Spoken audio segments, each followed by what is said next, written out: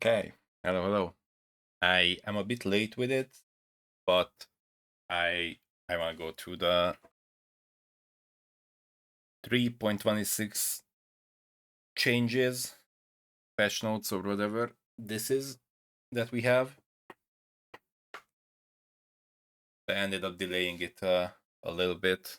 I just didn't get to it. So now here we are.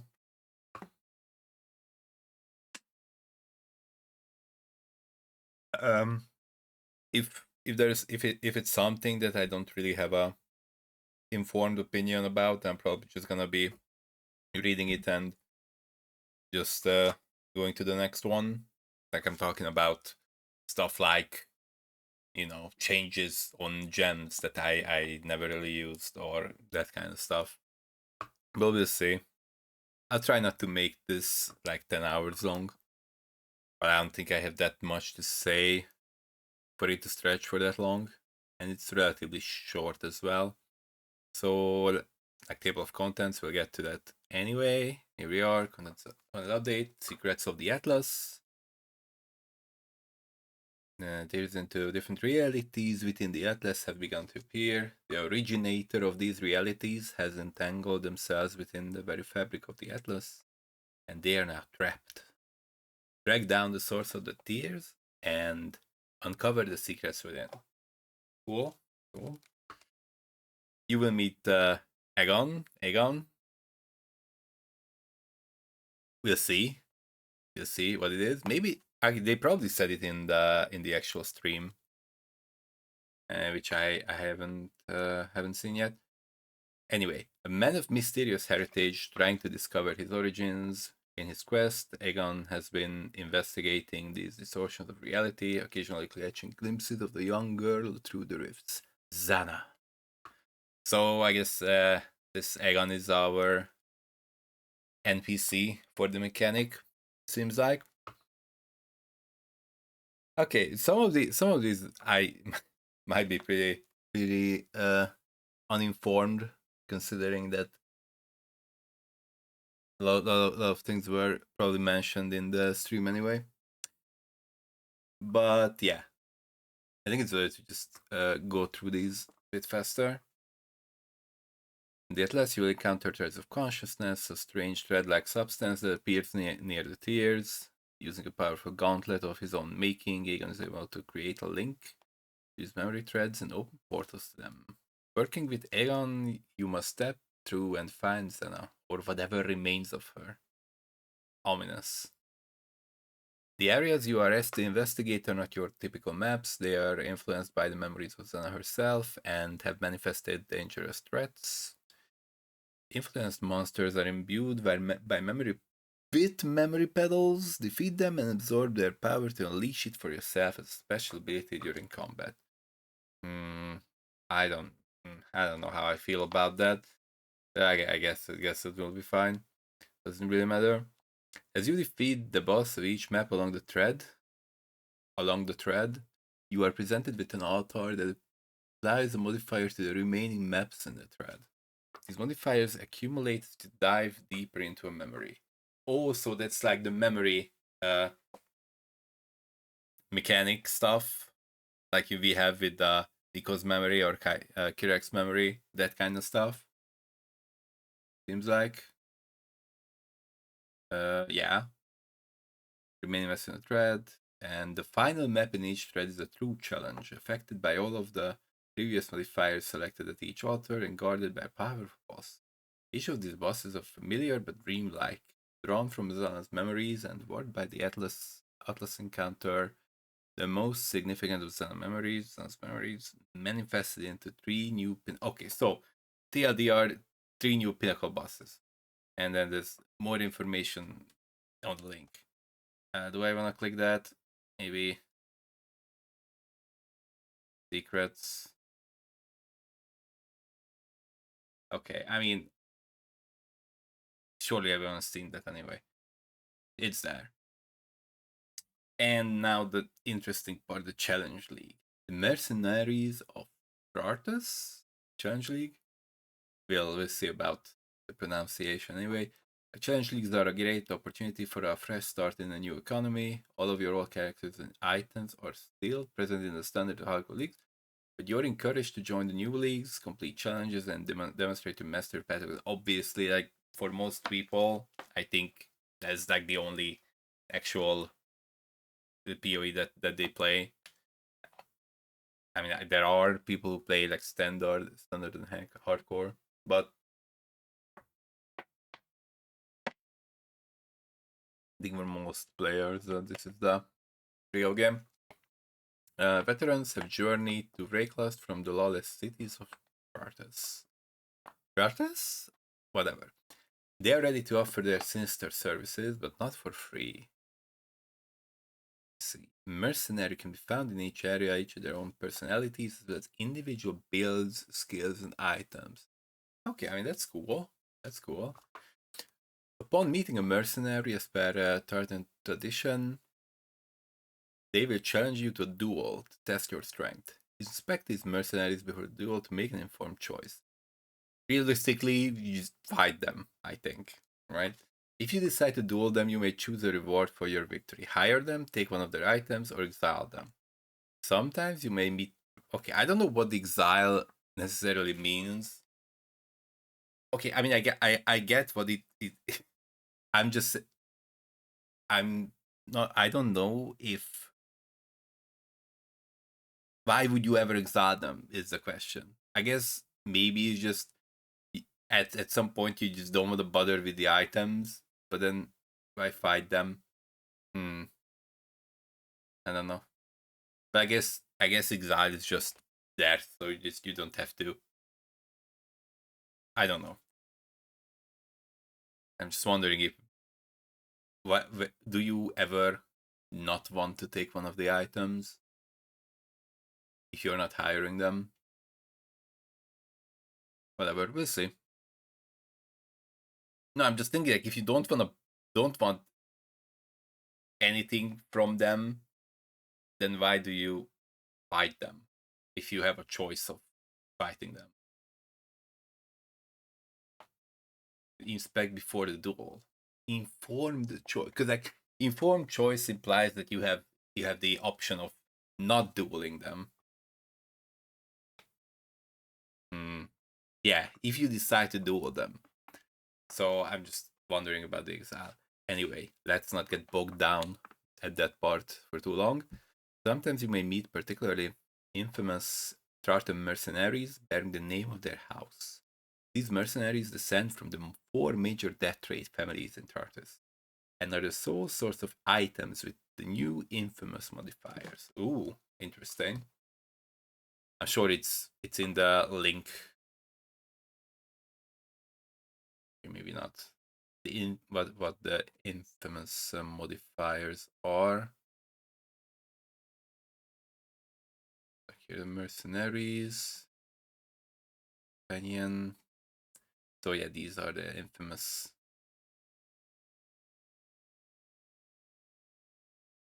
Spartan armaments.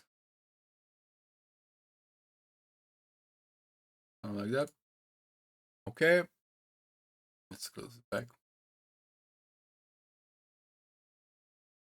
Okay, so only one mercenary can accompany you at a time, but you can have up to 3 total in your service. I see you, so you have like a crew, basically. You can like swap back and forth. Having varied options is useful, as there may be situations where you need specific backup, like a difficult boss fight. Let's see. Let's see.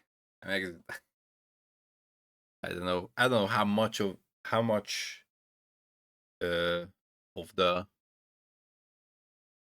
like a balance or the expectation is that you are fighting optimized, fighting with an optimized body with you, or if it's just most like good builds will be just fine by themselves, and mercenaries is whatever. Let's see. You can replace the items equipped to active mercenaries or those in reserve with ones of your choosing. Mercenaries don't level up by Exile, so you should keep an eye out for more powerful mercenaries. Okay, so I guess you just swap them for higher level ones as you go along.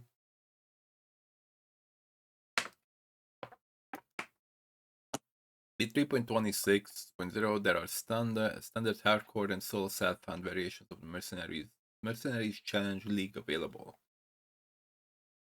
They have the same core mechanics and items. You can create private league versions of these leagues with mods that make the game harder.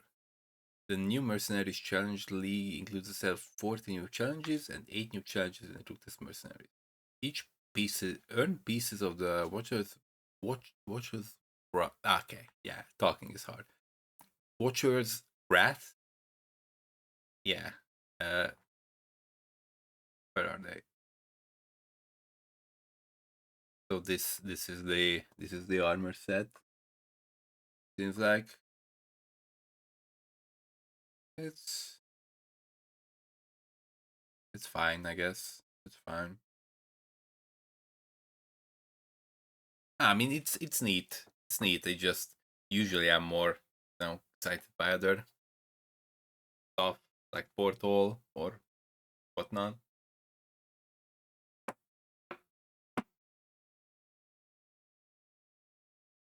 But I guess we've been spoiled maybe. I don't know.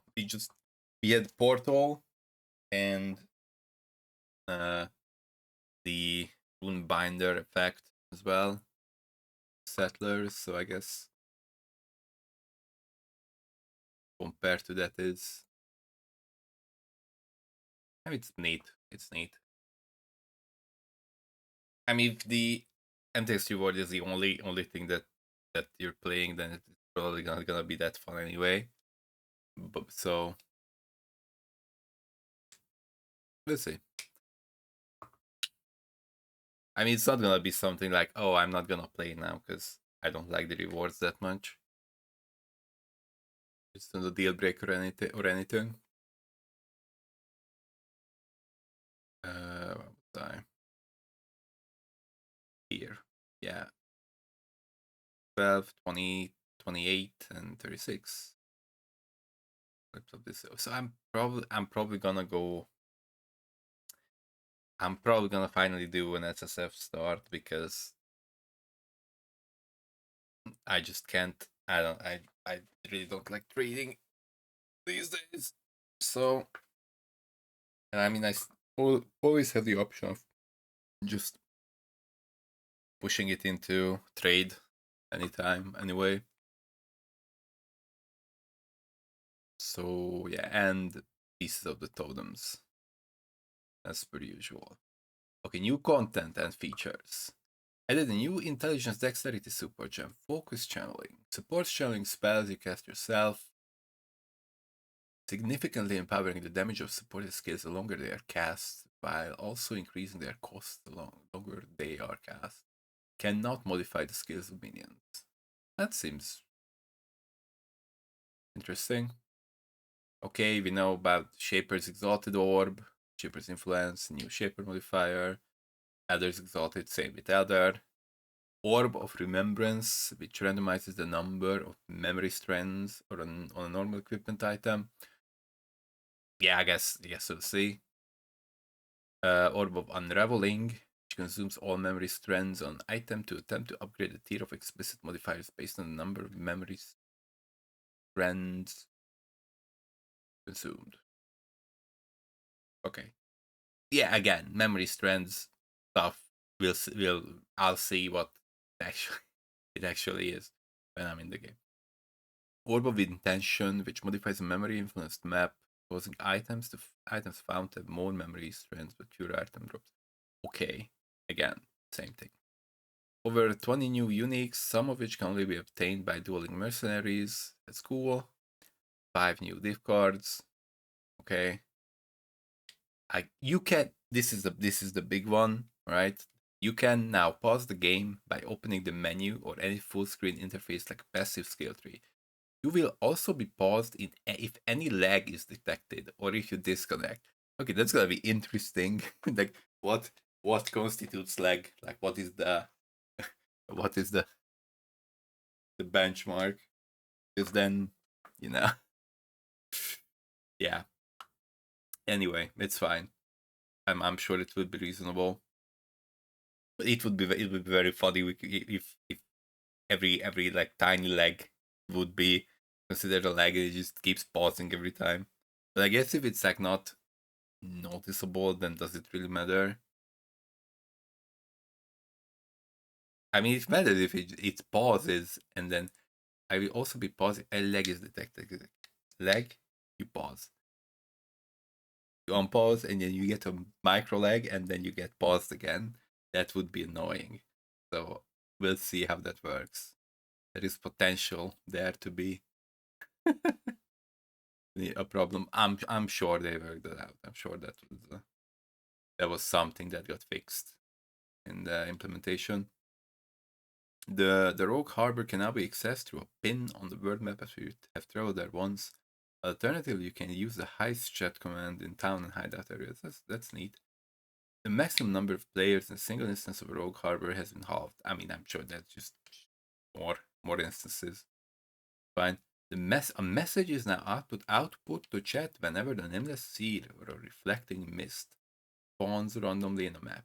Interesting. That's nice. Like you're not gonna be like, oh, I'm gonna miss it or anything. If it's there, then you know that it's there. That's neat.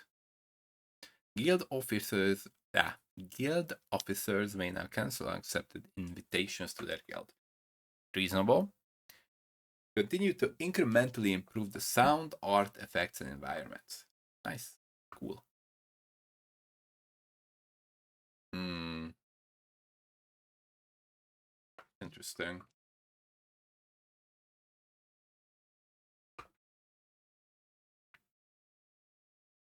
Huh.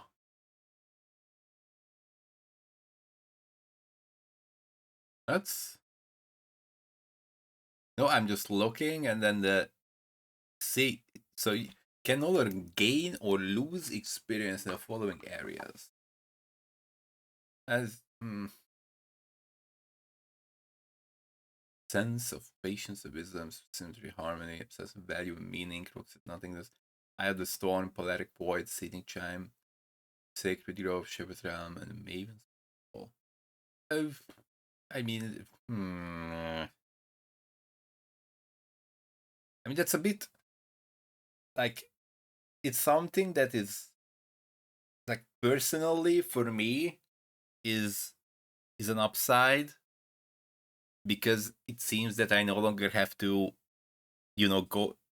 go to 0 XP when I try to boss, or I don't have to be like, okay, I'm sitting here at 50% XP, and I'm gonna have to wait until I level up before I can reasonably go and do bosses if I have the chance of dying and losing XP. But I'm looking at the Sacred Grove, and like you're not getting XP from the beasts. And I don't know, was there like something that is like a big issue there? If I'm understanding this correctly, right?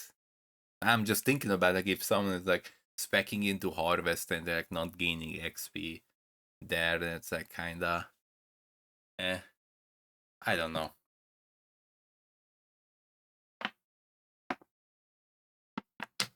And yeah, I see Atlas memories have been removed. So yeah, I mean that makes sense now that we have the memory thread stuff. Existing items will be deleted upon logging in, and existing memories on your atlas have been removed. So it's like no, there's no chill. You just like they are gone. They are goodbye, removed, deleted from existence. Okay. Introduce some new red tier Kirek missions that you might recognize from previous Atlas memories. Oh, okay. So I guess they just rolled it into those. That's nice. Because I mean, they were not like very exciting or anything, but there are some neat ones. Obviously, there are the expensive ones with the beast stuff. I wonder if that's also rolled into the Kirk missions. That might push the value up. Like the special beasts that you can only get from memory. The expensive one. Let's see. Okay, breach splinters that drop during an encounter are now.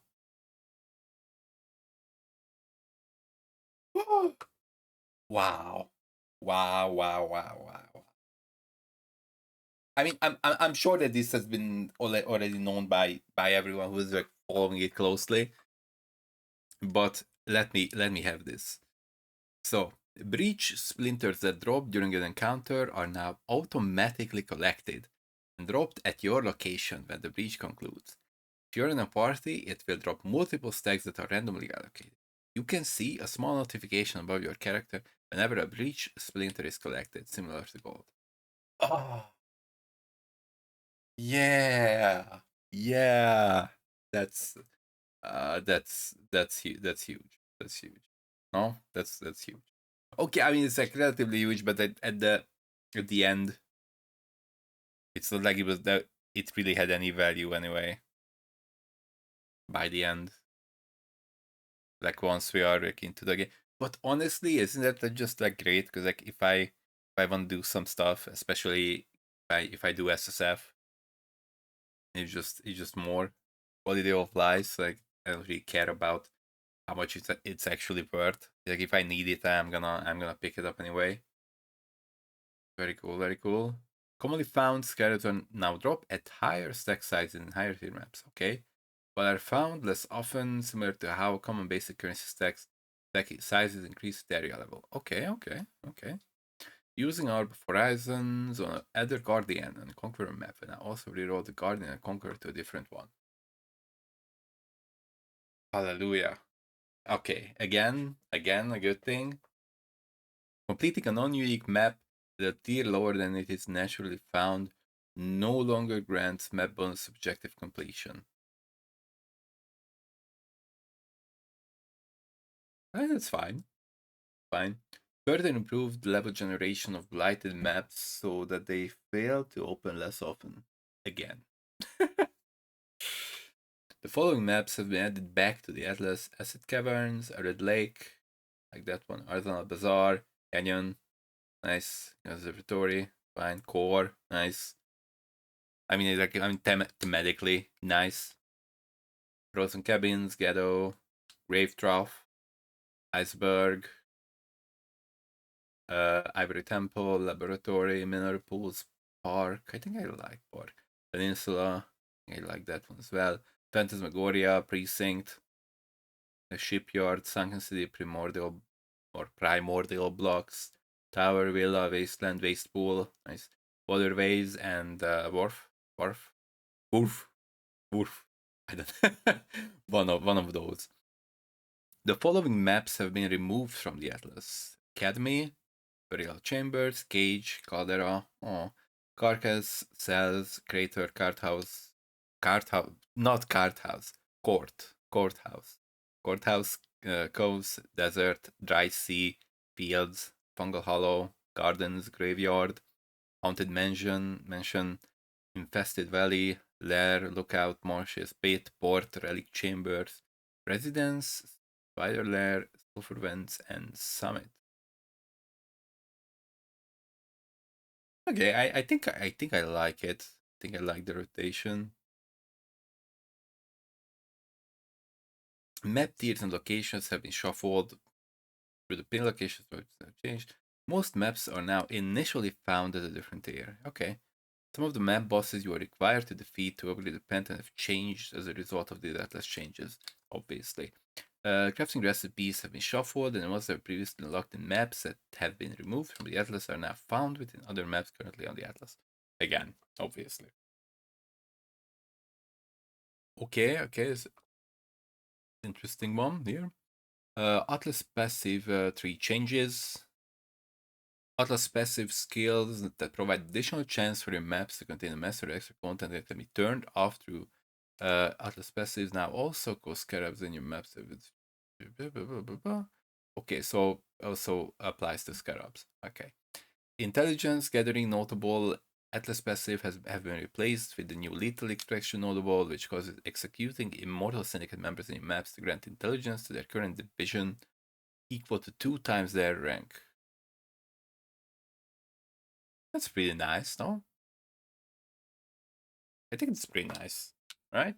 Like you just executing them for the loot and then you still gain int and you're like not messing around. Yeah, and I like that.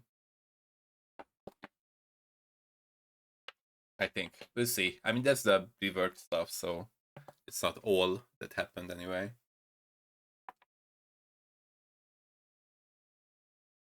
The straight and narrow notable Atlas passive has been replaced with the new minor strike notable, which prevents ore deposits and Calgary scarabs from appearing in your maps. Okay. So I guess that's the settlers stuff. Edit 2 Atlas memory clusters, Atlas passive 3, including the following notable passive skills: traumatic experience. 80% reduced chance for memory threads to lead towards the incarnation of dread. Then remembered kindness with neglect, educated upbringing with fear, and there is grasp of the past. The number of memory strands and equipment items found in your maps has a 50% chance to be lucky. So I guess you just grades and doubles something, right? That's lucky is generally. Here we are. Settlers edit the core game. After almost a year of building, Johan is finally satisfied with the upgrades made to King's March. Thank you. Thank you. We worked so hard. Like imagine all the players. Like there's been so many hours put into that project. It's actually crazy if you think about it. I wonder if there was someone who's like calculate it with like number of players and then how long Settlers actually was. Because it's actually crazy.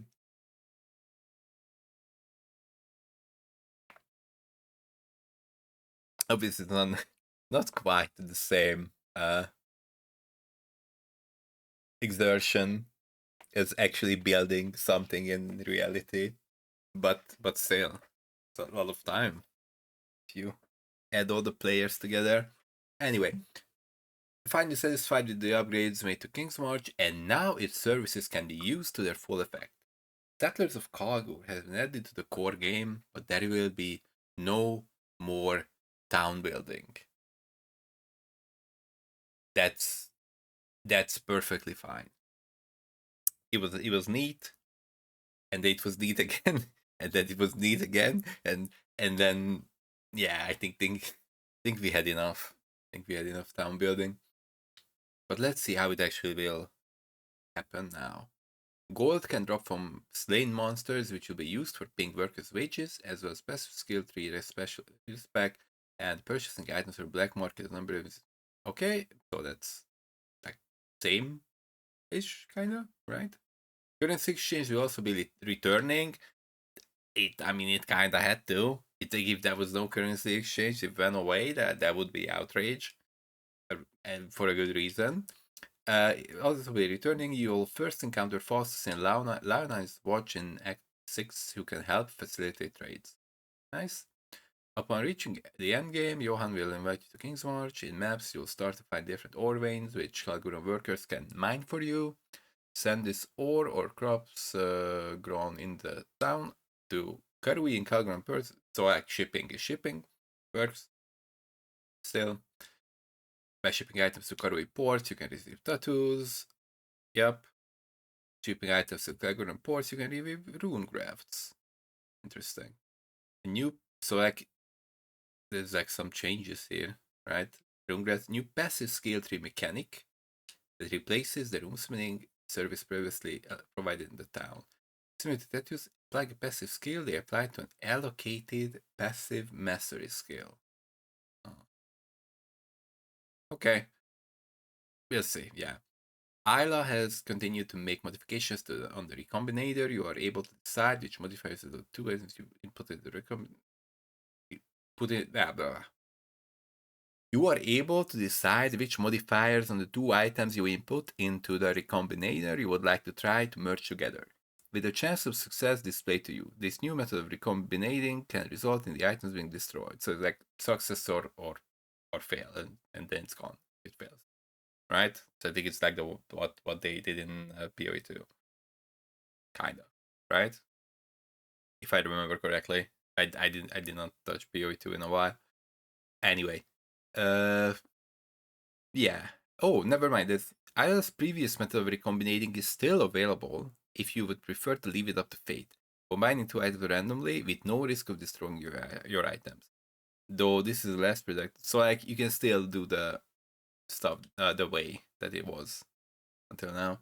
Introduce the Kagurans Curve of Abundance, additional ore deposit, guarded riches, at least magic monsters, guarding the ore deposits. Nice. I think whatever. A Scarborough refinement, ore deposit, smelted bars instead of marking ore. That's neat, I guess. 4 settlers of cargo clusters to the Atlas passive tree. Prospector's luck. 20% chance to contain ore deposits, plus 20%. Yield upon yield. Your maps with ore deposits have 50% increased chance to contain 2 ore deposits. Fortune's favor, ore deposits in your maps are more likely to be rarer varieties. Lost in transit, 10% chance for ore deposits in your maps to be replaced by lost shipments. But whatever that is, I don't know. We'll see. Exactly. That obviously you have an idea about what that could be, but we'll see what exactly it exactly is. Crimson Fusion, Crimson Ore, blah, Amber, Residium, Orichalcon, Bismuth, blah blah blah. So yeah, it's let's see. Added a new Atlas passive keystone, Refiner's Bargain, equipment items with ready to draw by possessed monsters in your maps have 25% chance to be converted. Oh, I see. Bit rarity.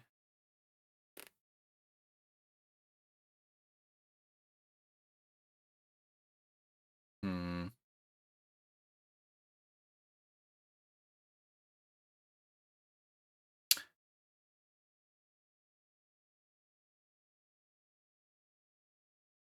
What does that exactly mean? Bit rarity. Because I mean, it's not that the increased rarity of drop items modifier, so it's like something with the rarity, but with rarity. Equipment items with rarity dropped by possessed monsters in your maps have a 100% chance to be converted to materials. The fight found in your maps is granted as random, or instead at 25% of the value. Life force found in your maps is granted the random crop instead at 300% of the value.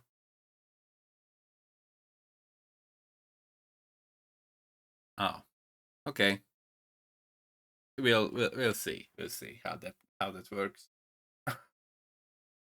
It's like it sulfite and the life force and something with the possessed monsters. So it's like I don't know how that can be maximized exactly, or what your tree would look like.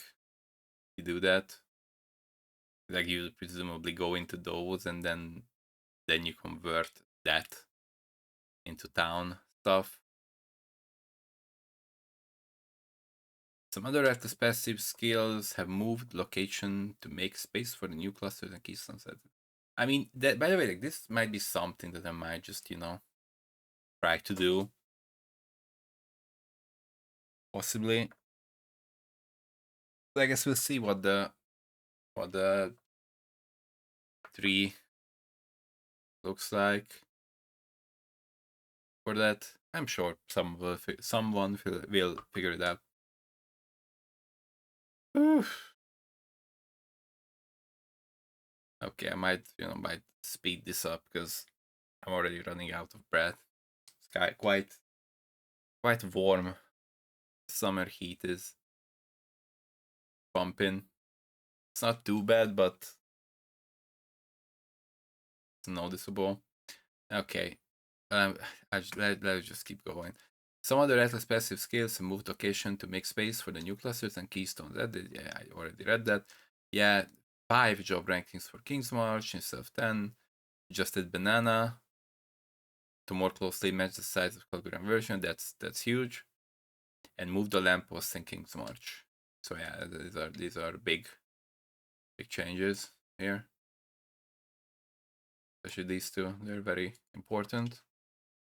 Now here's a betrayal rework. The mastermind boss fight is not separate from the betrayal safe house mechanic. Oh. Defeating the boss no longer resets the state of the board of the Immortal Syndicate. We've added a new Syndicate medallion fragment, which can be used to travel the attack. That's separate, yeah. Fragment is a chance to drop from safe house leaders at high levels. Boss fight has been improved.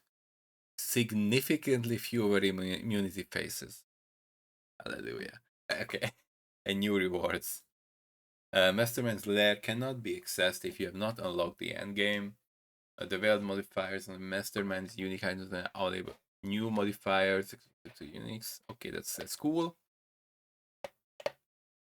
Katarina, Master of Undead, cannot drop all flame embers. And the packs of monsters and maps different types of special monsters, unusual properties, compositions, or rewards.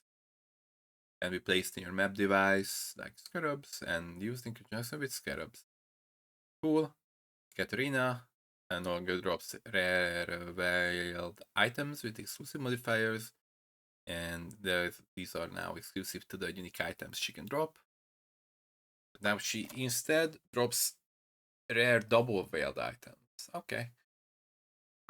The amount of safe house intelligence obtained from choices made after defeating evils has been lowered. The time taken to reach a safe house is overall longer than before. Okay. Once you get your hands on safe house leader, your only option now is to execute them. Well, no love lost there, let me tell you. Cute. Veiled orbs have been remade to veiled exalted orbs. The functionality is unchanged, and veiled chaos swords came back. I mean, that makes sense. Like if you have to bring back veiled chaos swords, and it would be weird if the other one was just veiled orb.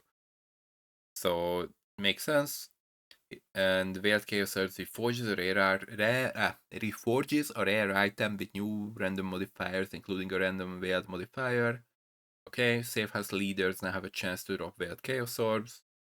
Good. Safe house rewards have also been completely rebalanced. Happy interrogating. Okay. That's interesting. That's interesting to jump into that. Betrayal Scarab of Intelligence has been renamed to Betrayal Scarab of the All Flame. It now provides 75% increased number of monster packs of the substitute. Okay. Cool. All of the crafting bench recipes normally granted by unveiling items are instead now unlocked through maps on the Atlas. Similar to normal crafting bench modifiers, these modifiers must now be unlocked by interacting with one of the recipe objects that can be found near bosses in the map areas. I mean, overall, I think that's nice, right? Like I'm not saying it was not that. You know, it's one of those things that like for first time it's great, and then for the second time it's a bit less great, but it's still fine.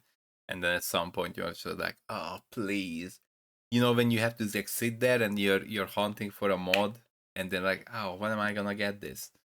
But I guess in trade it's also different, you know, when you like off vegan, for example, if you want the hits can be evaded, and then you're just fighting. I mean, not fighting, looking for on.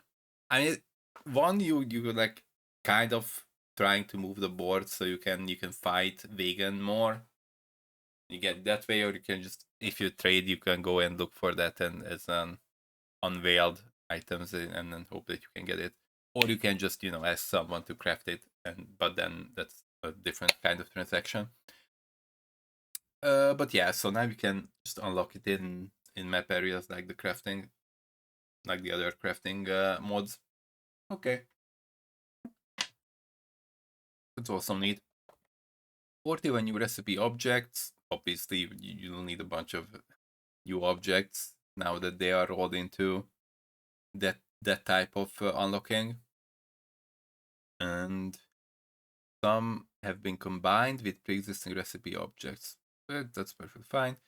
No longer required to speak to John. Unveil your items again. Neat, nice, but we've been doing it for a long time, so it's perfectly fine to not have to do it anymore. You can now right click or use circle/B on controller on a veiled item and simply select the modifier you wish to unveil. Nice. Removing or rivalries in the Immortal Syndicate is no longer an option offered when deciding what to do with defeated Syndicate members, though there is a new option to remove all rivalries in the current division. Bargaining with Immortal Syndicate members can now give multiple scarabs and veiled items, but fewer currency items. Okay? So does it just mean that there's less of those got multiple mirrors from betrayal kind of stuff? I mean, I'm not saying that percentage wise it's like a huge chance, but I'm sure you've also seen a bunch of those going around, those posts on, I don't know, Reddit or whatnot. Which is, I mean, it's fine with me either way. Like, I don't want to be begrudging other people finding mirrors. I absolutely don't mind. But I guess that is what is gonna happen with this, based on the line. Anyway, player balance. Intensity stacks are now lost every 0.5 seconds while moving. Previously, it was 0.25. Arcane Surge buff 20% increase cast speed, previously 10. So this is a buff, I guess. Whew. One other part. I guess this one is gonna be just faster because like I'm not necessarily gonna just. Okay, I'm not necessarily just gonna read all the numbers, but because there's a lot. But Animate Guardian. Yo, yo, yo, yo, yo, yo, yo, yo, yo, yo, yo, yo, yo. Animate Guardian. Animate Guardians now retain their items when they die. However, if your Animate Guardian dies, you cannot summon Animate Guardian in that area. Unless that area is a hideout. That's perfectly fine with me. That's perfectly fine with me. That's big. It's big for me.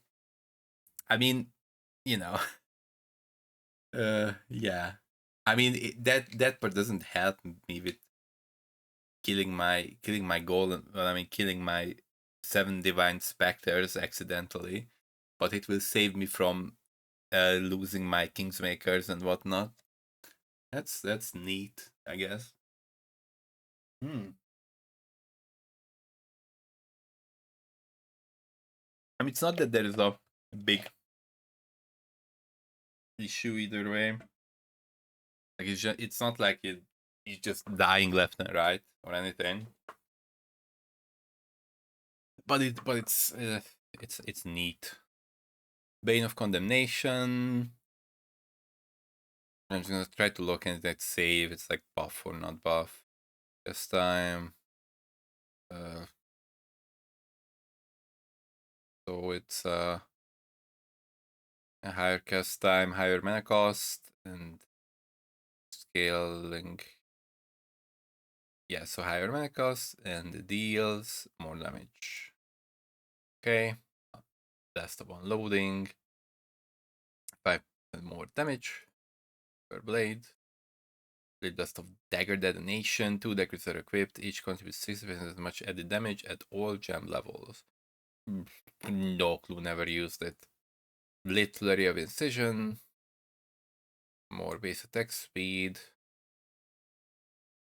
Higher added damage effectiveness. 40% more crit strike chance for each stage. That's also higher. Quality now provides to crit multi while at max stages instead of more crit strike chance for each stage. So like this looks like a buff now. Yeah. Scrap of Great Swords now has 147 to 20% effectiveness. So damage effectiveness up, cooldown time down, buff rate of laceration.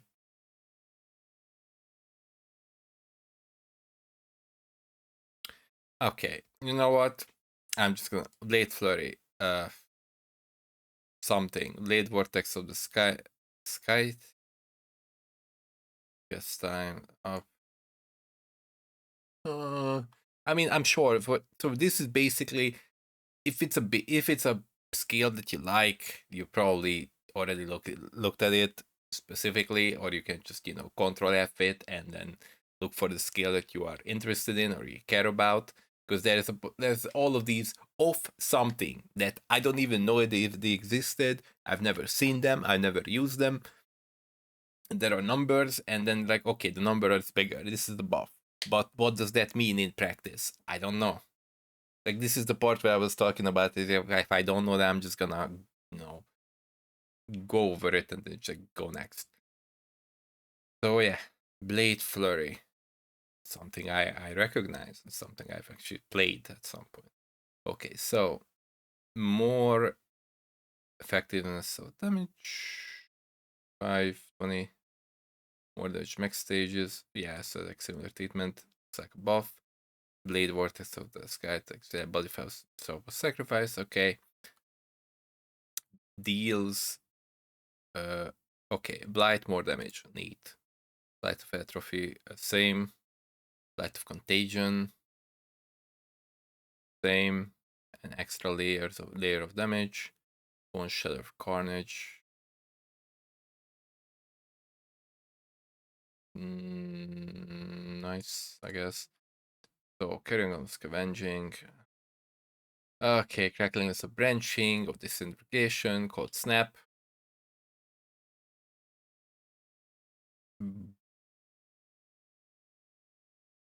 Buff.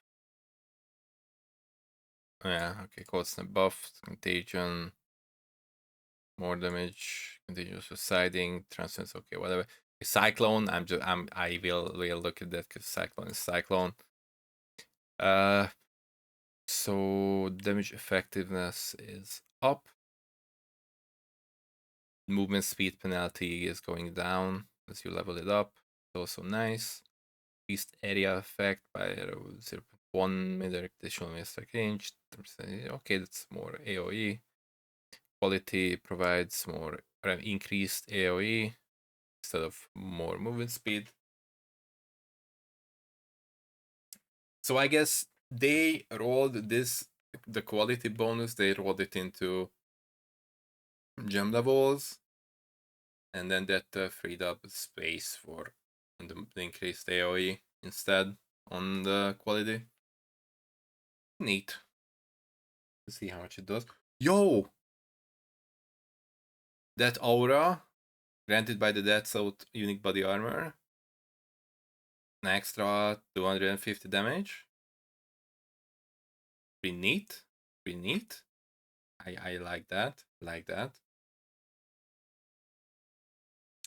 Okay, the chain reaction. I'm sure. Oh, 65% instead of 100% here. Scaling. Oh, so they just got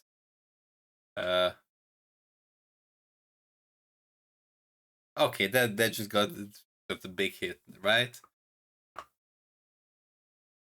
Like the damage from the gem itself is lower, and the effectiveness of the damage is down to 65% from 100, which is quite something, right?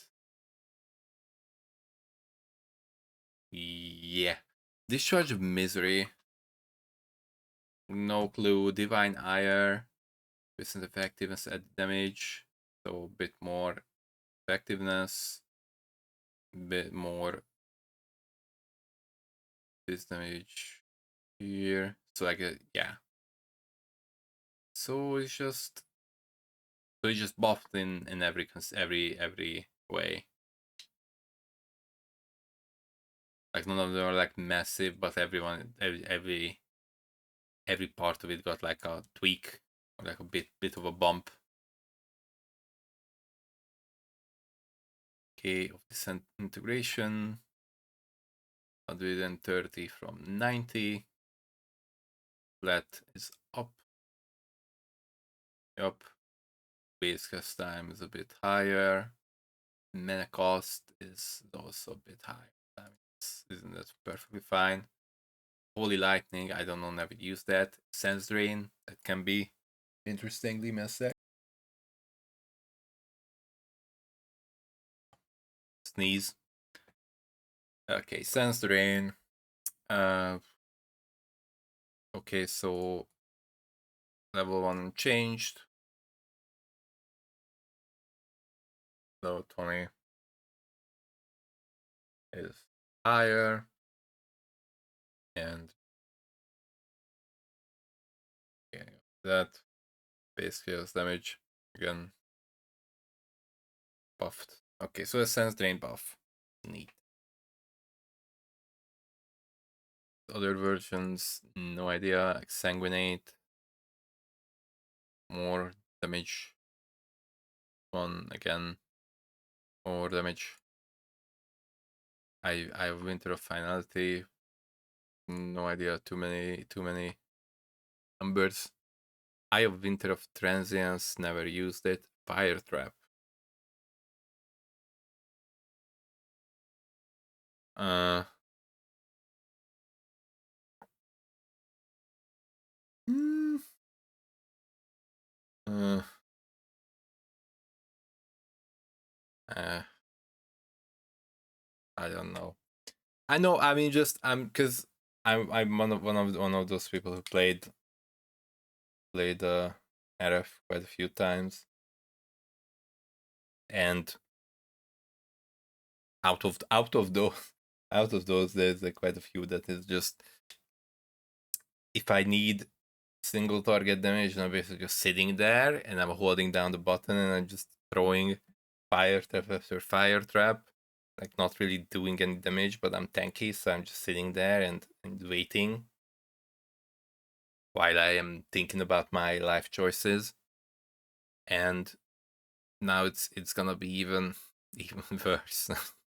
uh like on 20, from 3018 to 2506, like isn't that quite big?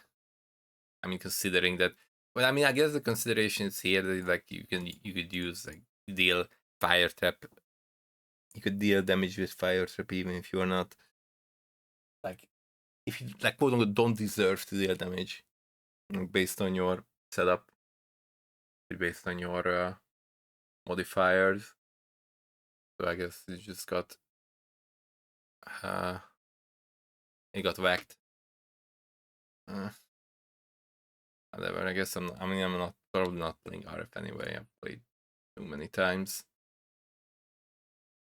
Glimpse of celerity, whatever. Glimpse of return, combusting, meteors. Okay. Cross blades. 30% less damage with hits and ailment.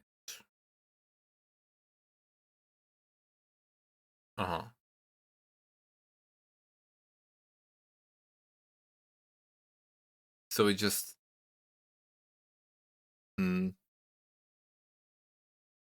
so just 30% less damage, just straight up.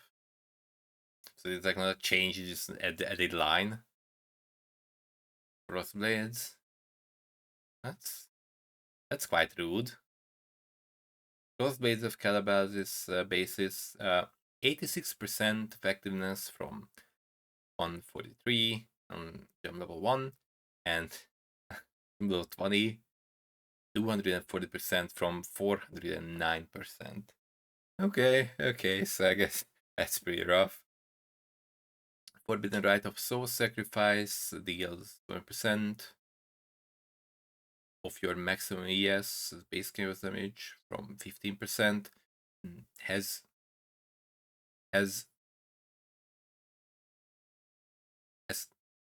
huh?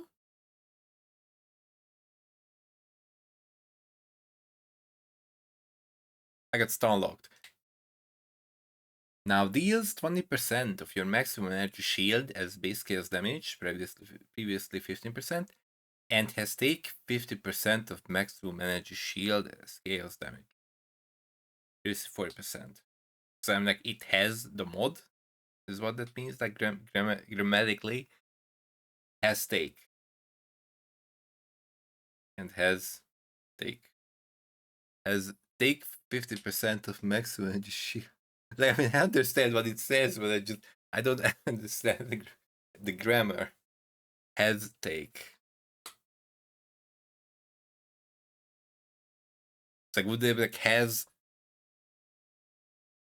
and then there's the separation. Take 50% of maximum energy shield as chaos damage. I guess that's it. Okay, so I mean that looks like a. Yeah. I guess it makes sense to put it that way. Yeah, like you was dealing more damage, taking more damage, right?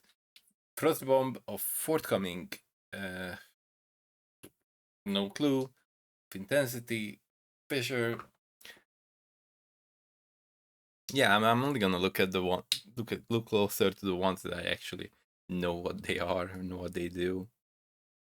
Okay, Hex Blast. 2-second cooldown time. Guess time is no longer added with its cooldown if triggered. 50% more damage with hits if enemy is hexed. More damage with enemy is hexed. So it's like guess time is no longer added. It's like is this basically Hex Blast mines or that is what's being hit there with the cooldown or something? Because I mean, otherwise it's like more damage from like 150 from 100, and then more damage with ailments, enemy sex like that. Those are buffed, and it's like I'm thinking, right? Like that's how it's gonna be. Like if that doesn't apply to the mines, then it's just getting buffed. It doesn't really make sense considering how prevalent it has been. I don't know. It's just something that I see that it's the big damage, and then but I never actually played it myself. I guess this one also has cooldown time with 3 uses. Havoc. Whatever this does. Holy Flame Totem can now target enemies 33% further away. My spell totems. Okay, that's neat. Alright. These for like leveling. Holy Flame Totem of Fire. I don't know, I don't care. Ice Crush of Cadence, of Deep Freeze, I don't know, Frost Bolts, Spans, anything. Okay. Yeah, I'm just gonna skip those because I don't know. Infernal Cry now has a mana cost of 15 to 19, 10 to 10, so more higher mana cost. Lightning Conduit of the Heavens. As though dealing. Okay. Yes. Something. Lightning Strike.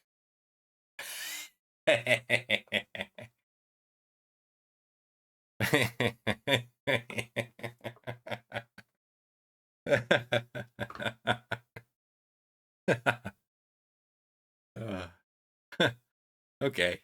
Projectiles now deal 50% less damage with hits than elements. Like, no. You're done. You're done. Okay. Yeah, that's one way to do it. Okay. So yeah. 50% less damage. Nice. Alright. Okay, same with the lightning strike of arcing. Lightning eccentricity. Okay. Potent strike, 30% less damage from 50% of the zenith. That's again 60 from like this. And 600 more damage with its elements. Oh. Fifth attack. Okay, so that obviously that makes sense. That would happen. Okay. Over siphon. like damage down, but the damage effect isn't down, but attack speed up. Life of the Archmage, Archmage, I don't know which one the right way to say it. 60 from 100 and 56, same thing here. Purifying Flame of Revelations, sure. Okay, Reap deals more damage. Righteous Fire of Arcane Devotion. More cast weight. Okay, Scorching Ray. Additional debuff stage is now at 80% of damage, previously 60%. And quality now provides fire exposure. Applies to 0 to minus 5%. So it's like additional stuff. Like if fire res instead of adding damage. Yeah, sure. Immolation, more damage. Or Scourge Arrow. So, more damage. More damage, right? More damage. Shield Crush of the Chieftain, no clue. Siphoning Trap, more damage. Soul Rend, more damage. That's nice. Spiral, no idea. Spellslinger. Okay, basement reservation of 20%. Okay. That's neat. Might try that. Splitting Steel. Projectiles can no longer return. Okay. I guess damage and base radius is bumped up to compensate. Splitting Steel of Ammunition. Projectiles can no longer return. Are we over L? There's no lensing steel of anything being touched. No, I'm just kind of looking to see if I can, because I'm thinking about doing the Holy Relic stuff again. I'm just looking if there's anything there that got touched. Where were we? Here at Splitting Steel, Storm Burst, a lower cast time, lower mana cost. Chaos Golem, I don't really care. Then Golem, with increased damage, also increased area. I mean, I don't know. Do it. Does anyone really use golems these days, aside from golemancers? Or I guess maybe like, sometimes someone swaps in a. Like, I guess they do. Chaos damage resistance. Oh, and also +% to damage over time multiplier. Okay. I mean, I guess that's something now. Well, might do it. Right, especially if you like need the res or something. It also gives some damage. It's neat. I guess golems are something. Okay, ice golem for example. 40% increased crit chance from 20 to 30. So yes, it doesn't depend on gem level anymore. Golems also grant accuracy. So they give flat instead of percentage. Okay. You can cast speed and lightning golem gives mana regen. Okay. That mana regen. Okay. I mean now there's like some extra benefits from the golems. Right? So like you might just actually use them or might use them a bit longer. That kind of stuff.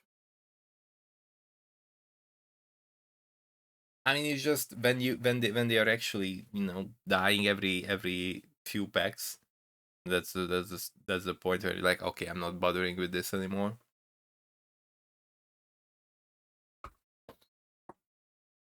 Maybe it's just resummoning that's annoying. And then obviously at some point you're like, okay, do I need this socket for something else? At least that's my thinking, but you know, could be just plain wrong about that. Some Raging Spirits of Enormity, never tried that. Reaper Raiding, Reaper Revenants, Skeletons of Mages, Stone Golem. Oh, Summon Stone Golem. Also grant 20% increased defenses. Something. Vortex. Higher effectiveness. Damage is basically the same. I don't know why is that change. 49 to 73, changed to 48 to 72. Okay. So I guess it's like a tiny bit on basically the same thing on one, and then on 20 it's higher. This base code. So okay, so like vortex buff, right? Basically. Plainly a winter orb. Buff here, and but it's a maximum of 8 stages from 10. And 3% increase. Now else is 125% more projectile frequency from 150 and 20% increase projectile frequency per stage. So I mean, okay, so it's like not really a buff then, right? Like more damage but less stage. But am I wrong? Like what the I don't remember exactly what you would have to take a closer look at Winter Orb or how it works. To really say what's up here. Wintertide Brand is more damage. Okay. Val skill changes. Bob Light deals more damage. Val Cold Snap at lower level, lower effectiveness, higher level, higher. Goes to 420% instead of 350 on all gem levels. Okay, so again, similar thing here, right? Level 1 basically the same, and on 20 it's higher. And yeah, so more damage here. Vol Cyclone. So increased area effect higher, and the quality provides increased area effect per the Shumei strike range. So yeah, now the scales, the quality scales with the melee strike range. Wall Lightning Strike again, 114 turned into 75 level 1, and 237% went down to 177% gem level 20. And one reap number go up. Overall, on gem level 1 same. Level 20 buffed. Buffed, yeah, okay. So yes, like these are like buffed instead of buffed, except the lightning strike, because lightning strike is, yeah, that's obviously it's not gonna get buffed. Although it would be interesting, right? Like you kill the lightning strike, but you buff the Val lightning strike. That would be interesting. Anyway, on to the support the gem changes. Arcane Surge, more spell damage, got higher. Against mana region. Like, okay, so yeah, mana region got, so that what it was on level 1, now it's on all levels for mana region 30%, and what it was on 20 is, so like cast speed up basically until the end. And I don't know how many people actually use the Arcane Surge on level 20. So Archmage, whatever. Supported skills, okay, nerfed. Awaken Spell Echo. Because it's okay, so it has a higher, But I mean, it has a lower multiplier, and it no longer causes supported skills to deal 10% less damage. That's pretty nice. Again, we can unleash, lower reservation, multiplier, and less damage. So like less damage, so more damage overall. Yeah. Yeah. Like from 33 to I'm from 38 to 33%. Is a change. Decay support. Now if click decay on hit. Okay. That buffed. Greater spell echo. Again. Over multiplier. Use channeling. Who got an extra 4% less damage from hits taken on it. And from 8 to 12. Intensify. Again, multiplier down. And a bit more damage as well. Pinpoint. Cost and reservation. Again, down to 130 from 140. And what is less? Again, less damage. So more. Returning projectiles, and it's more less damage, so it's less damage. Sacrifice 35 to 54 from 25 to 44. So it's like the same thing as with the other one, no?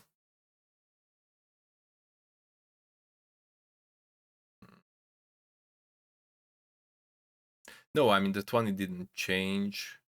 I guess you just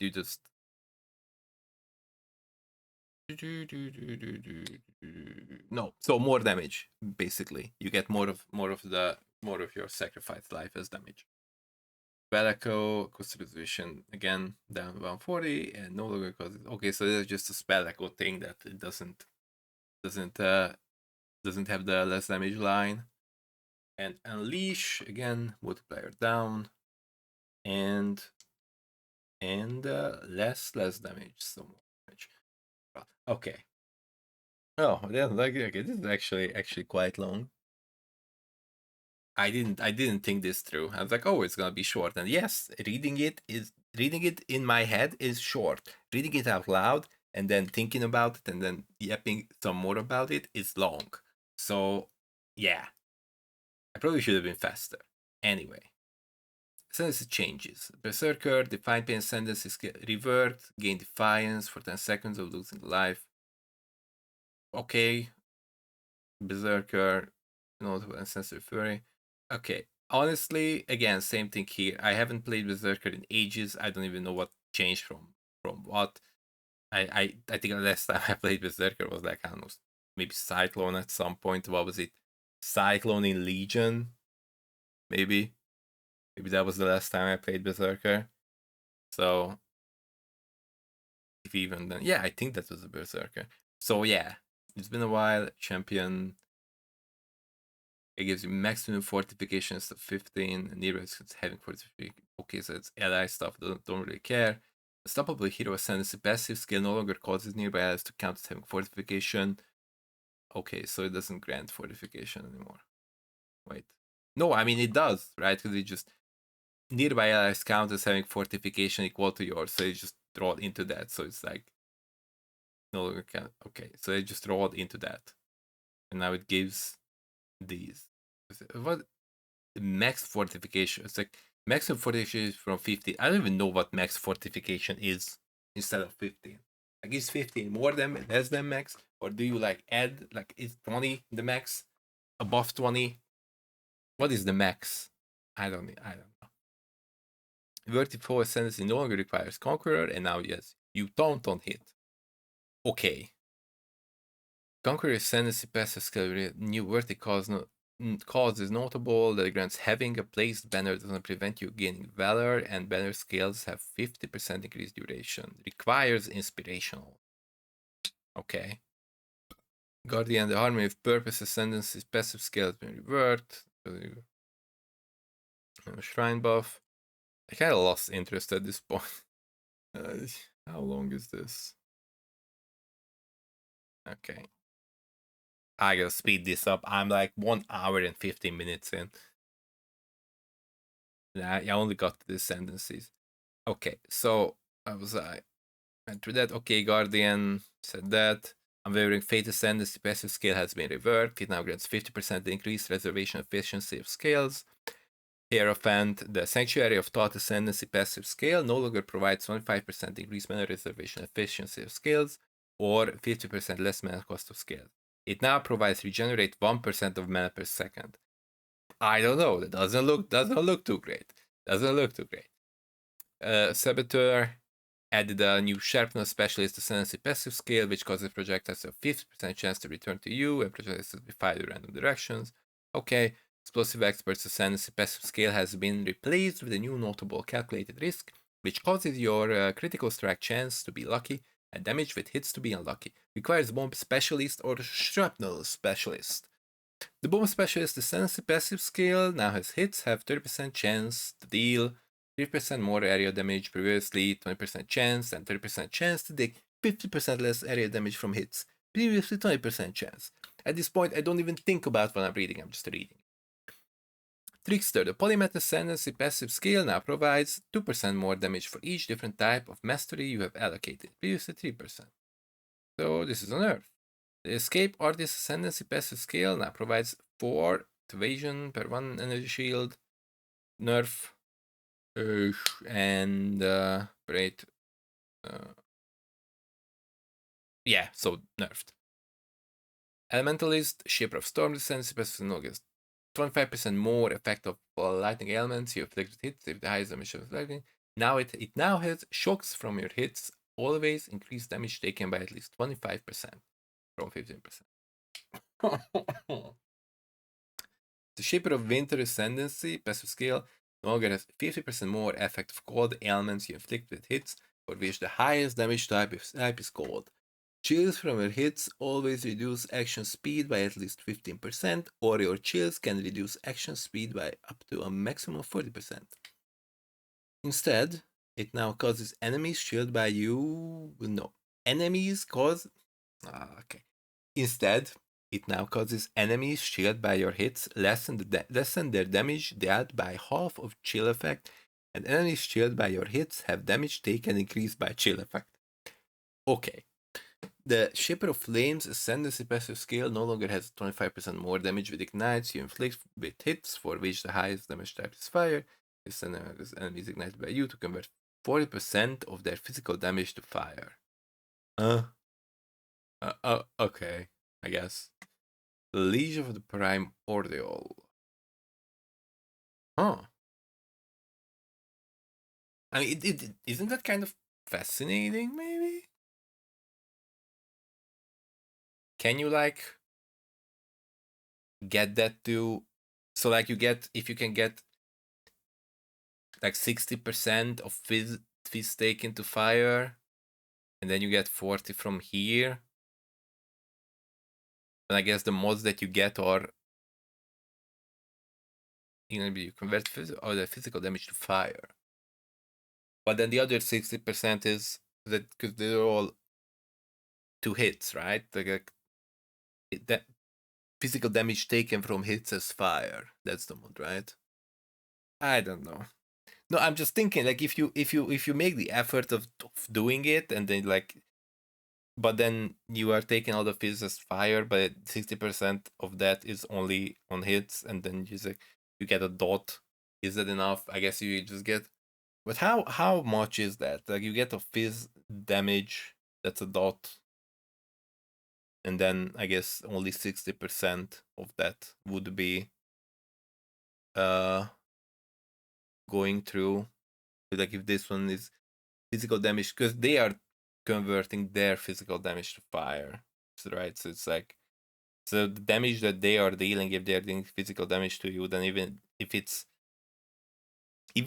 I don't exactly I mean, it's gotta be like that, right? Okay. Anyway, this is. I was confused a bit at first, but this might be interesting a bit.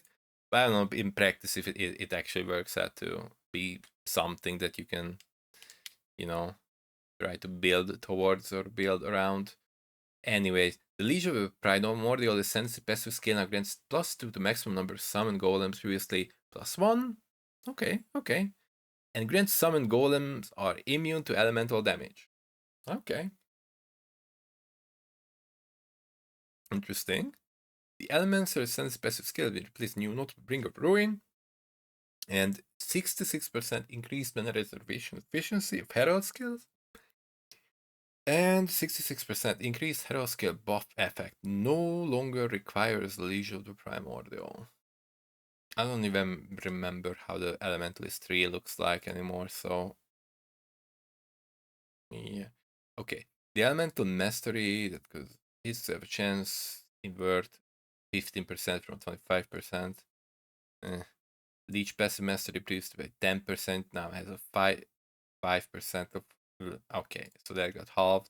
Link Passive Mastery that granted elemental ailments are reflected on you instead of Link targets replaced. Okay, Link, I don't care. One passive mastery granted unnerve enemies on hits at once with this new mastery. It provides 25% increased mana reservation efficiency of skills supported by Spellslinger. So it's like with this, so like in conjunctions with the Spellslinger changes. Pretty neat. Good, that also got buffed, right? There are additional passive skill tree changes related to both casters and cold damages. We're still finalizing checkbacks. Okay. Unique item changes. Balance of Terror, unique item. Okay. You've just okay, that correctly grants. Okay, Bitter Bind. Cane of Kulamak.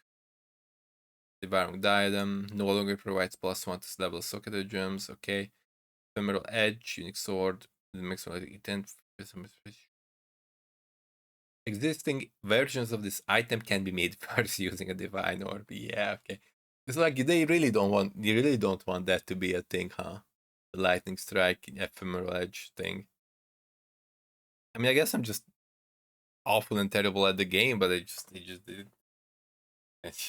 didn't feel good. Yeah, I tried.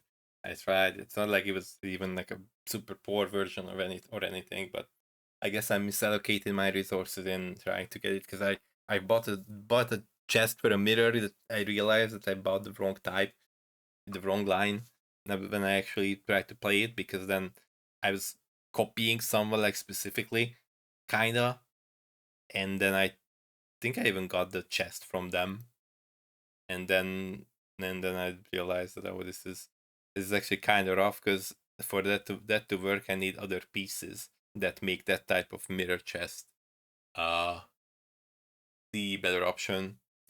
So I just ended up, never getting anywhere with that build. But I mean, that's fine.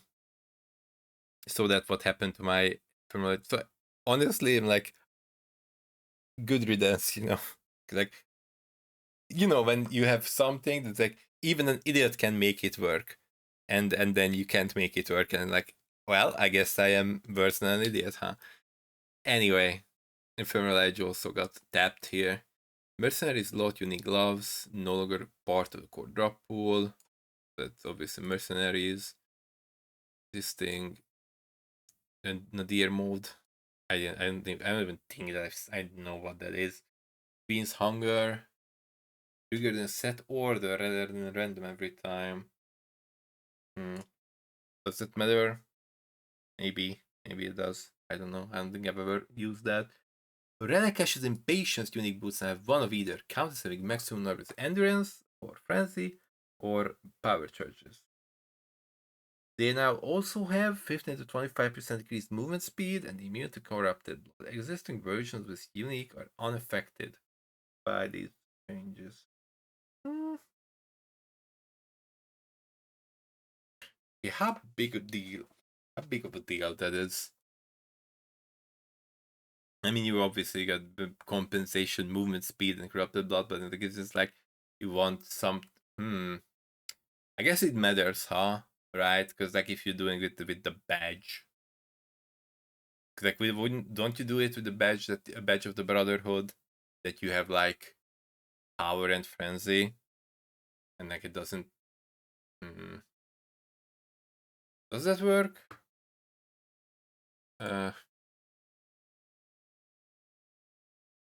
you know what? Everyone's gonna figure it out. I'm sure there are smarter people who consider this more.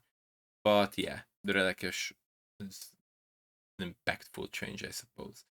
Item changes. Divination, Scarab of Plenty. Okay. The divination stuff. Titan Scarab of Legends is a limit of 1. Previously 2. Only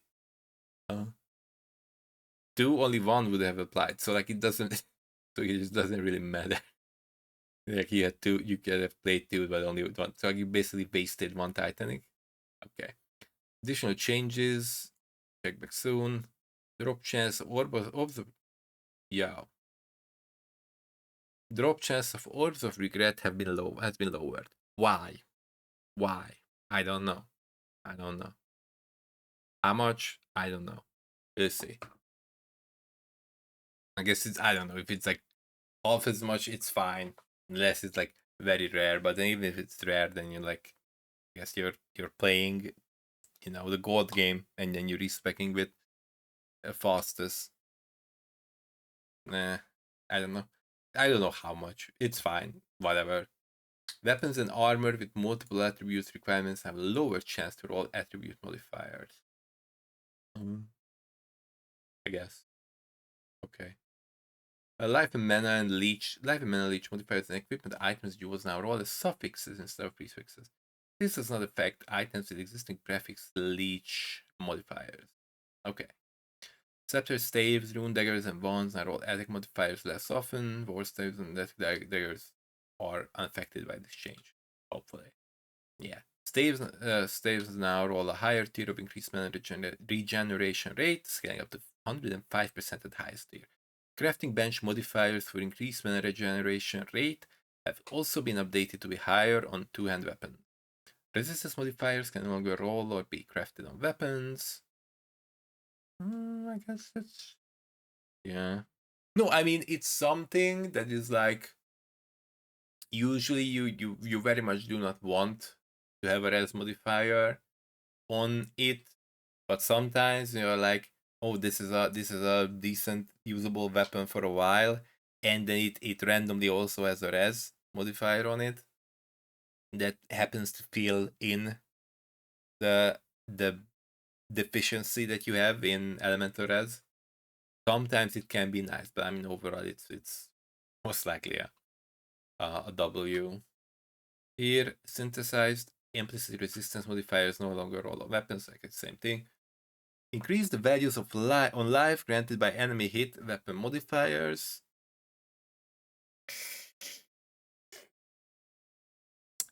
And added 4 more tiers which scale into endgame. I guess. Okay. Okay. Reduced weightings of these modifiers, so chance to see a modifier of that type if unchanged. Okay, so like so just value. Okay, that's nice. The highest tier modifier gains up to 30 life per enemy hit. That can be maybe possibly usable in some scenarios, right? I don't know. Increase the values of life granted per enemy killed. Honestly, the per enemy killed, I don't like that nearly as much, right? Like enemy hit, you can hit the enemy multiple times, and if it's an enemy that lives longer, then you can hit it even more times, and you can actually survive. But the enemy killed is such a crapshoot, so I don't really care about that part. Increase the values. I mean, I'm thinking about this obviously for from the Holy Relic build perspective, right? Because then like, oh, I guess if I end up with some additional life gain on hit, then just gives me even more sustain as like something. But the enemy killed. Because if I yeah. Anyway, it's not important either way. So yeah, so the life granted per enemy hit, enemy killed, and mana granted per enemy killed, those are scaled up. So like maybe they are not, they don't feel as awful. They feel a bit less awful, probably. Chance to ignite, chance to freeze, and chance to shock modifiers increased. 50% chance to stays, have a 40% chance. Okay. Redeemer's prefix modifier influenced harms physical damage taken cold damage no longer has higher than expected values. Okay. Which also resulted in elevated version having lower than expected value. Huh, so there was something there. And I didn't really know about that. So cool, I guess. The veiled and crafting bench modifiers that granted area of effect and area damage, projectile speed and projectile damage, and melee damage and melee strike range can roll on gloves instead of amulets. Existing items are unaffected. Okay. The veiled and crafting edge socket area. Okay, so that changed from can no longer roll on gloves. Okay. Hybrid added elemental damage, veiled and crafting can roll on amulet. Okay. Again. Divination card changes. The following divination card has been temporarily disabled. Avian Pursuit. Existing divination cards cannot be turned in currently. So there's something there. The bargain divination card is enabled for the flawless breachstone. Mayor divination card enabled. Light of meaning, unique jewel. The monochrome enabled towards the Waldo's puzzle box. Awesome bodies, wisdom enabled towards corrupted tabula rasa. 2 implicit modifiers, that's pretty cute. Squandered prosperity, enabled. Corrupted light of meaning, usual. Underground forest divination card has been enabled, and now wards 10 grand eldritch acres. One of the two. Ruthless specific changes. Skip. Monster balance. As mere monsters located around ritual altars can no longer drop omens. The executioner monster modifier's aura once again does not prevent minions from recovering life. Alright. Kirek League mods. Map crafting options now also grant 50% increased chance for scarabs found in the area to be of that type of content. That's neat. Added the Settler's Map device crafting option which costs 3 Chaos Orbs and causes the area to contain ore deposits. Abyss costs 5 Chaos from 4, causes the area to contain 3 additional Abyss from 2. So that's over. Looks like a buff. Ambush costs 3 from 4. Anarchy costs 6 from 2. And causes the area to contain 7 additional Rogue Exiles from 3. Beyond, 4 Chaos instead of 5. Blight, 3 Chaos instead of 4. Breach, 4 Chaos instead of 6. Delirium, 6 instead of 7. Essence, 4 Chaos instead of 6. And causes the area to contain 3 additional imprisoned monsters from 4. So that goes down. Expedition now costs 5 instead of 6. Harbinger, 3 instead of 4. And adds 3 additional Harbies instead of 2. That's quite nice. Iced 6 instead of 5. And 2 Smugglers caches instead of 2. Legion 7 instead of 5. And 2 additional Legion encounters instead of 1. Nice. Ritual 5 instead of 4. No other changes. Torment 4 instead of 2. And causes the area to contain 8 additional tormented spirits. Previously 3. I guess that's also a thing because of the one that we talked about, or like we've seen like way earlier. The changes at the Atlas 3 or something like here. The Atlas specifies to define this bargain. Like we drop by possessed monster that makes sense to just give you the option of pumping more ghosts in. Where were we? Yeah.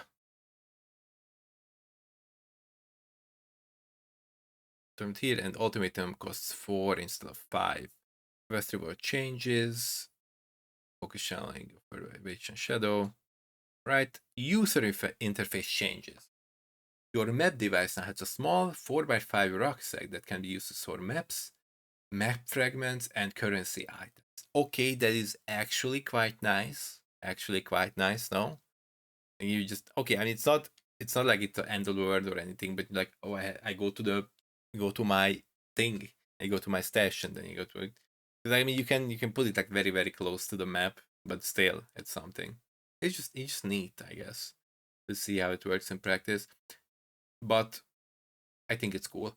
You can now use Control click on options in the crafting bench interface to apply the craft without having to click the craft button. Also nice. Added quick use currency buttons to strongboxes and monsters in prison assets. These buttons will only be visible if you have the currency items in your inventory. Again, very nice. Vendor interfaces will now remember any search text you've entered on a per NPC basis until you exit the character selection. Again, nice. Attempting to build or upgrade a Blight Tower now pauses the game when using a controller. While paused, you are able to navigate between Blight Towers and perform any build or upgrade actions. Neat. I mean, I'm not using a controller, but still neat. Then multiple league actions are bound to the same input. The game will now attempt to trigger each action in order until one succeeds, rather than only attempting the first action bound to the input. Neat. Enemy and interactable targeting is now separate when using a controller. Items are able to be picked up while enemies are present and targeted. Neat. Updated various NPC dialogue interfaces to use the same layout as the more recently added NPCs. Cool. Added an option to hide offline guild members in the guild page of the social panel. Again, very nice. Very nice.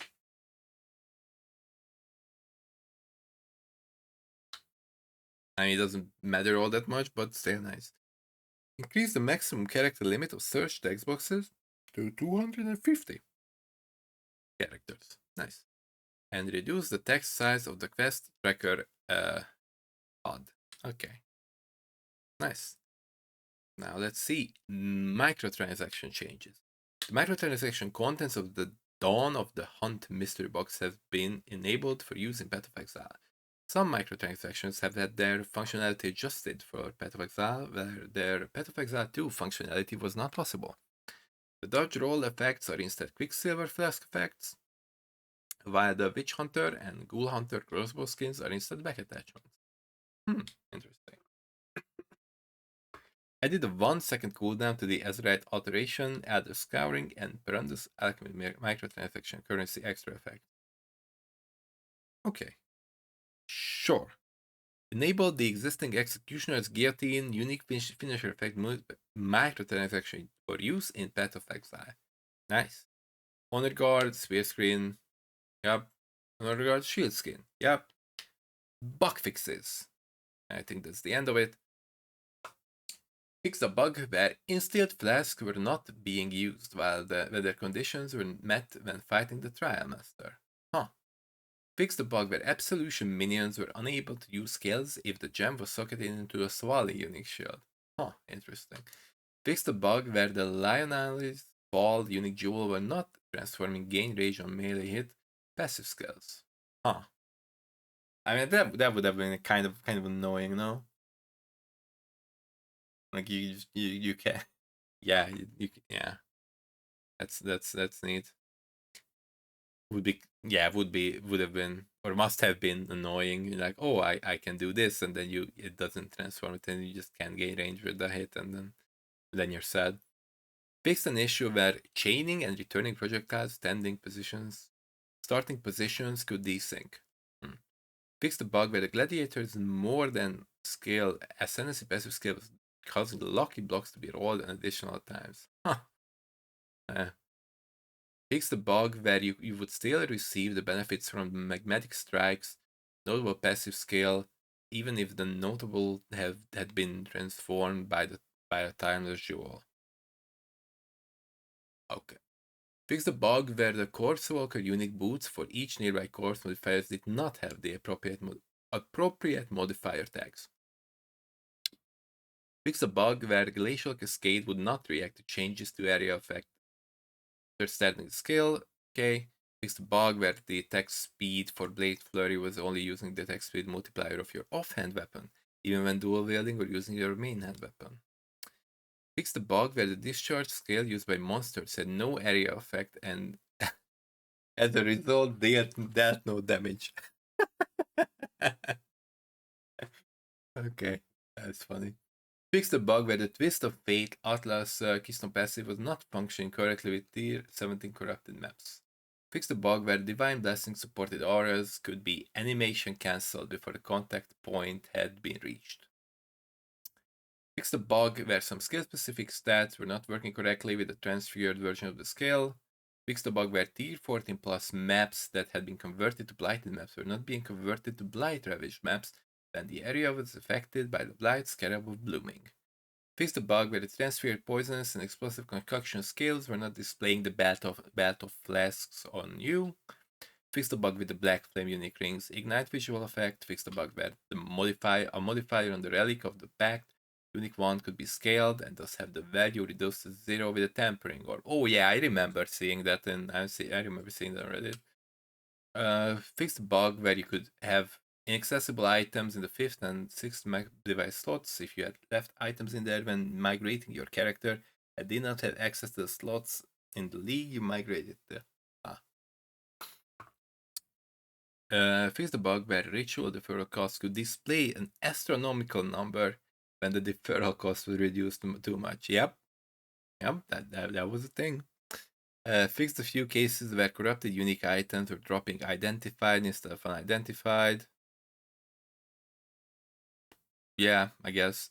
Fix the bug where some monsters weren't always receiving the correct amount of damage reduction. Fix the bug where the monster packs were able to spawn too close to the waypoints or certain NPCs in areas. Fix the bug where Uhtred, covetous traitor, could drop a divination card in Rootless. Oh. Fix the bug where King's March Atlas Runner rescue portals were sometimes opened at Isla. Oh. I did not encounter that. Fix the bug where Demigod's beacon was missing its visual effects. Fix the wonky visual interaction between the ghoul character effects and some skull helmet microtransactions. Fix the bug where the Angelic Shield, Angelic Shield microtransaction was missing some effects. Fix the wonky interaction between the Redemption Shield and Paladin Weapon effect microtransactions. Fix the bug where the eyes of the Netherminster helmet microtransaction were visually popped out when equipped to the Shadow. Fix the rare client crash that could occur with the flask and gem stash tabs. Fix the client crash related to the Wall Arctic armor. Fix the client crash that could occur on Mac OS. And fixed 2 instance crashes. And there's new patch notes. And the Hex Blast.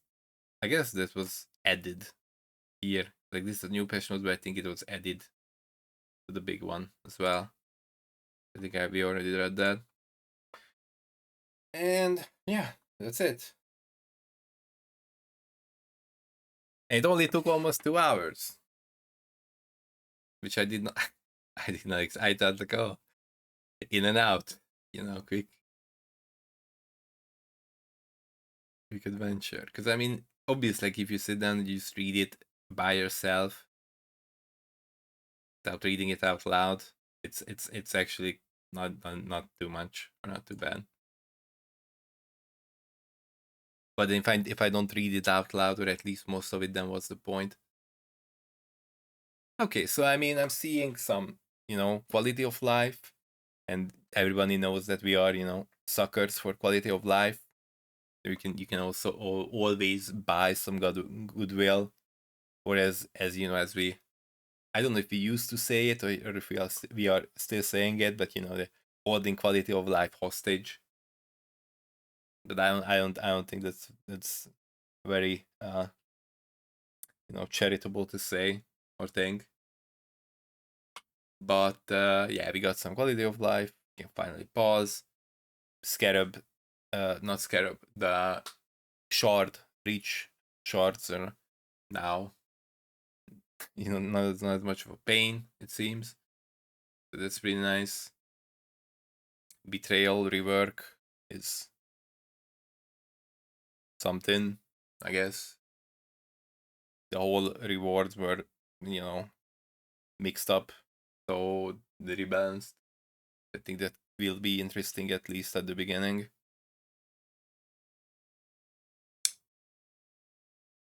endgame changes are, like, for me personally, it's probably good. I can just, go in and die without worry in those areas. So I can just go and run, try to do the boss without worrying about XP. That's neat. Some of the added orbs. I mean, I don't know how much I actually care. So mercenary thing is, we'll see how impactful that is, or how it actually will be. The new pinnacle bosses, which also means strong, or hopefully at least, like it could be, the ones that have higher chance of dropping are garbage, and then you have one that has very low percent chance, and then that's a good one. I mean, that's what would make sense, right? Like, obviously, if there is one that is the strongest, it should be the one that is the least uh common, or the rarest, or like the hardest to find. So obviously that makes sense. I'm just wondering if the others are strong as well or useful. I don't know. Like, I'm half looking at it as trade and half looking at it as SSF. Like, I'm thinking, oh, how does this feel if I do SSF? But how much do I care about it if I'm in trade? Lightning Strike got obviously hit in the head quite hard, but I mean, that was obviously to be expected. These tiers, secrets of the Atlas stuff is nice. I mean, Xena, we like Xena, I think, overall. So there's that.